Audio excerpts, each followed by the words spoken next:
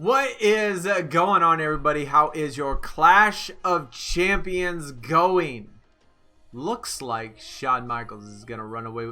Maybe not run away with it, but since the very start, I think within the first 5 minutes, Shawn Michaels was winning. Hasn't really been back and forth. It's a slowly, the lead is increasing and increasing. But what do y'all feel about this event? I'm going to go through my first impressions, kind of give you strategy, ideas, all of this stuff we went over during the stream, and, you know, kind of give you all impressions on if I like it, if I don't, what needs to be changed, what needs to be fixed. Is this event worth playing? Well, let's talk about the positives. One positive thing, of course, is that if you're in that top 10,000, whatever card you did pick, that's the card you're going to get. So for us, we picked Shawn Michaels, and if we finish in that top 10,000, we're going to get that Shawn Michaels. And if Shawn Michaels wins, we are going to get an extra card. Okay. Are we done with the positives? That was just one positive. There's really not too many other things. I mean, when we talk about, like, I really think the game mode is actually kind of fun. Besides for some minor things, okay? Bad things about it are rewards, 100%. Yo, these milestone rewards suck, dude. Like, just like LMS. I mean, the LMS rewards are terrible, dude. I just like playing LMS. I like the game mode. These rewards suck though, man. And I am really kind of scared to see how many points you're going to need for Platinum Plus. With LMS, if I can get Platinum or Milestone 12 on LMS, you know that the shit is easy. I don't even know if we're going to get halfway. We probably won't. You're probably going to be able to get the event card going through, I don't know, Milestone 9 just to go plus. The rewards are terrible in this event. Same with LMS though, so that's no surprise. As far as the deck goes, it is based on your overall deck tier. I guess that's another bad thing because there's no way to adjust it, and 16 cards is a lot to balance out. I mean, it's very difficult to balance out 16 cards. That's a lot. But I did think of another positive. One positive, there's no tags. No tags whatsoever. So that is actually a huge positive. That's actually a ginormous positive. So no tags when it comes to this. It's just best cards, best 16 cards. The cards you face does have to do with your deck and your deck tier and what your deck cards are. So that makes it a little bit difficult. Now, as far as gameplay goes, how is the gameplay? How is the strategy? What do I do? I don't understand, Sunny. I don't understand. I'm here to help you, yo. I'm here to help you, yo. Okay. So, obviously, at the very beginning, there is a champion. That champion randomly gets thrown into one of these cards. You don't know where the card is. You don't know if it's the first card. You don't know if it's the last card. You don't know anything. Peaks do work sometimes. And I suppose it's possible for it to reveal the champion. I don't know if it actually ever will, but it's possible that it does. But keep this in mind, and while you're playing this game mode, and while we're going through this, is that every square you pick, if it is not the champion, it's never going to be the champion, at least for this level. So that's a good thing. That's fantastic. I'm glad it's not like randomly put back. Like in LMS, the obstacles are mixed up. Next time you do it, the obstacles are changed. Let's use a peek though, just to let you see what it looks like. Boom. Okay, so it looks like these two corners up here, as far as the square in the middle, the top right and the bottom left. Those two corners will never be the champion. So we could either go on the top or bottom. I think is a good play. So let's just do top. Okay, so now here's my strat. Here's what I do. Now, it doesn't necessarily work every time, but the reason why I do it, because of one of the bad things they have in this, is the procs and the 200k, 250k stat boost that they're getting. Obviously, it's going to change just depending on what tier you are, how high the cards are, etc. But for me, 200k to 250k is absolutely stupid. There's no reason why it should be that many. So what I try to do in my strategy is to avoid the proc at all costs. I'm just going to assume that this Razor is going to proc, and that if he does, I'm going to lose. And he's going to proc power and toughness. Just by looking at his card, I can tell what abilities or what stat is going to get procced. And so what I'm going to want to look for is a speed and charisma. Now, in this particular case, there's none of them that are single speeds or single charismas, so it's possible that we end up getting screwed. But I'm definitely not going to pick toughness, because if he procs on that, that's 250 extra bonus just on toughness. And that's going to limit my chances of winning. So we got power and charisma, toughness and speed. I'm going to just go with, I guess, toughness and speed, since that's, you know, it really doesn't matter. Actually, you know what? I'm going to do power and charisma, because his power is the lowest one out of the proc. And he procs anyway. See, that's just one of the things that you can't help. Like, I swear to God, these things proc 80% of the time. So I try to avoid it at all possible costs. So now what do we do? Okay, well, we have a card we lost, which is unfortunate. But now we see in his cards, we hit up a power and a charisma. Well, the only logical thing to do would be the next card you pick, do either a power or a charisma. And so I'm going to go with charisma, because charisma is 0. And you know that we're at least going to win here. And we picked the best one it could probably possibly do. I think this is my worst card, the Cedric. Even though the toughness is completely maxed out, charisma was 0. So that's not going to take away, even though we used him for this round, it's not going to take away his charisma stat. So his charisma is going to be full for the next round. Now we're going to go with Roderick Strong. Okay, so Roderick Strong is looks like a power and speed guy, right? Power and speed. Yeah, power and speed. So we want a pick toughness or charisma. We want toughness and charisma. So that's nice. For this one, we could either go charisma straight up, or we could go toughness and charisma, which either one is not going to matter.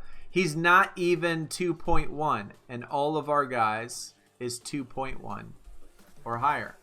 Since we know he's not going to proc, we could just pick charisma, and it doesn't matter which one they pick. Samoa Joe, he is 2.1 already. We don't have to worry about his procking, which even if it does, it wouldn't matter, because we were going to win, and so now we're going to win that round. We can either go left or right. Let's go left. Okay, Cedric. Cedric looks like we need a power and a charisma. So power and charisma. So this particular case, and sometimes, guys, what I do is sometimes towards the end, like let's say I have a WrestleMania 36 card right here. Sometimes it's more beneficial to try to get through the cards, to eliminate them, to try to get through it. But we still want a power and charisma. Ric Flair will work, I suppose, if it is definitely not speed. We don't want toughness. We definitely don't want toughness and speed. So the only thing we can use is speed and charisma. Charisma won't proc. We're going to lose if it picks Ric Flair. So the only thing that seems logical, I think that after all of those, you know, a couple of those guys took a little abuse, Ric Flair would not do us any good. We're going to lose regardless. So we might as well pick the John Morrison. That way we'll at least win. Because if we don't win, then we're going to have to pick 2 of them anyway. And see, they proc. They proc all the time. Like every single time. Almost. Like 80% of the time they proc. See, if I would have picked the Ric Flair there, then I would have had to pick the Morrison right after it. And then I wouldn't have been able to see this final card. I'm kind of just trying to plan on trying to get through to see this final card. Now, as far as he goes, if we had a speed by itself, we would be straight, man. We would be set up. But, of course, speed's not up here. So we need something maybe with power. Power and charisma. Let's go. Maybe we proc and he doesn't, which is probably never going to happen. Neither one of us do. Yeah, it was close. We got within 80,000. Ric Flair's a bad card for me. It's a bad card. So, you know, these types of things you can expect to happen. We got charisma up on the board. 11,000 left. That's it. So, in this particular case, yeah, we could pick the Cedric Alexander, but what happens if they do toughness and speed? Then we end up losing. So to me, the safe play is always to pick the stats or the match type, I guess. Look at this. Samoa Joe only has 14,000. 14,000. He had 11. And sure, he could have procced. He could have procced. And it would have screwed us. But sometimes, you know, you got to take those tiny chances and hopefully win. So we got the whole top section done. All right, let's go right there. Ricochet. He is, we want power and toughness. So here's toughness, which is fantastic. Except if toughness landed on Cedric, what good is that going to do? Not a damn thing. And so if we pick power and charisma, then at least I would know that regardless if it's Cedric or John Morrison, then we would get it. Or we could just pick John Morrison because there is no speed up and that's the only thing he's lacking. So we're just going to go with that. Some of this just takes a little bit of analysis, I guess, when I'm going through it. And it makes it so much easier to me. I mean, obviously, most game modes that we play in this game is about mind-numbing, repetitive push, and not really having to think about it.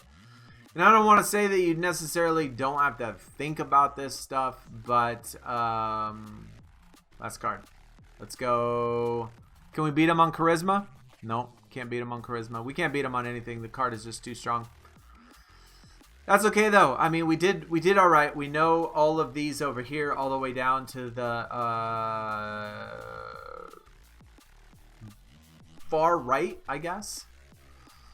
Charisma, speed and charisma, we're not gonna win. Toughness and charisma, we're definitely. Let's just go charisma and hopefully that we can proc or something. Nah. We still got pretty far. I think a lot of these, when you're doing them, it's going to take multiple times. It's going to take multiple times. And there was really nothing all that frustrating that we went through that round that would make me rage quit or whatever because I just avoid the procs. So ideally, you would probably remember where the peaks were and avoid that at all costs. But honestly, I can't remember. I can't remember. I don't know. So if I'm going to be going over the same exact cards that we peaked at earlier, I just wanted to show you what the peaks look like and what they did. Now, the ones that the peaks showed, there's not going to be the champion there. We started at the top. We moved to the right. I'm going to start at the bottom and move to the left. At some point, we're going to run into the ones that we revealed. I just can't remember which ones they were. But back to the same strategy. So here's a nightmare card. Obviously, the tiers aren't going to matter. It's just stats. We want power and toughness. So power and toughness are the ones that are not going to proc. There is no toughness on the board. So it looks like we're going to have to be stuck with one of them. We do not want to pick power or speed and charisma because that's what he would activate. And he would get 500,000 stat boost. So we want to avoid that. So we could either do power and speed or we could do power and charisma. So I'm going to do power and speed because that's my support card and just hope for the best. If he procs, I'm going to lose. That's just how it is. And of course, you know, that's just what happens, man. You got to get used to it. You got to accept the fact that this game's going to cheese a lot. It's going to proc all the time, which sucks. But now moving on, well, you got to keep in mind you're going to have a round 2, right? And so we don't want to pick toughness because he's full up on toughness. toughness and speed, because again, he's full up on toughness. So just pick the match type as speed. Yes, you're going to lose 177,000, but at least you'll have that card for next round. Hopefully he doesn't proc again. Give us 250. He does, of course. So again, they're going to cheese all the time. Like, the proccing in this game is absolutely effing stupid. It's probably one of the things that I hate most about the actual cards. And that's not in just this game mode. It's every single game mode. I really wish they would get rid of it. It is so stupid. But we found our champion, though. So that's kind of the idea, right? It took us 2 rounds, 2 tries. We started at one side. We got to try to avoid the procs. You got to pay attention to the match types, because you don't want to pick a match type that they have full stats on. And you don't want to necessarily pick a card because the match type is random. And of course, it's going to give you the one that has the opponent as the full stats for that. So that's why I always say, control your environment. Okay? Pick the match type that works best for who you're facing. Okay? That has to do with the procs. That's just, to me, the best way to control the environment. You don't have to worry about the procs. Yes, you have to worry about what random card is chosen, but at least you don't have to worry about the procs. Now, obviously with this champion, it's not going to matter. We have the Undertaker. We have him pro'd. Even if they proc 6 times, it's not going to... so we would lose with 6 times. See ya, buddy. It only took us 2 tries, though. And that's how it's going to be. Most of them, I would say, are going to take 2 tries, at least. We've done some in which it has been the very last card, which is super frustrating sometimes. But if you play it this way, to me, when you avoid certain things and kind of control it based on the match type and what card is up there, that way you can avoid the procs and not have to worry about that extra 200, 250k. That just seems a lot better to me. A lot easier. And honestly, the game mode is not that bad. I like the idea. I do. I really, I like the idea that you could attack them. And it doesn't, like, you don't have to start over, right? If you lose the battle, you don't have to start over. Just throw in another card at him, and he dies. So I like that. I like the fact that the champion doesn't get switched up. So even if it takes you 4 tries, you can eventually find out where the champion is and then get through it. I do like that you get points regardless if you win or lose. So that, unlike LMS, which you have to save every single time. You know, you get into Arena 60, you gotta like get through 1 and then save it and get through 1. Oh, bank it. Get through 1, bank it. Get through 1, bank it. That's kind of ridiculous. But overall, I mean, I kind of like the game mode. The procs are stupid though. Get rid of them completely. Don't even let it do it in this game, because it's... You want me to believe that it's 42% when, like, we get it like 20% of the time. They get it like 80% of the time. I don't buy it. I just hate it. And I wish they'd get rid of it in all events on all cards. There's just no reason to have them. But yeah, that's going to do it. Hopefully you did enjoy. Hopefully that helped you with Clash of Champions. Let me know in the comments if you got a different strategy. I have had almost no frustrations after I figured out, you know, kind of what to do, what way and how to play it.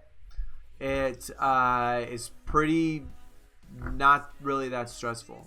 Just avoiding that sort of thing. Sometimes some of the arenas, some of the levels do take a little bit longer than others because you got to go through multiple cards at a time.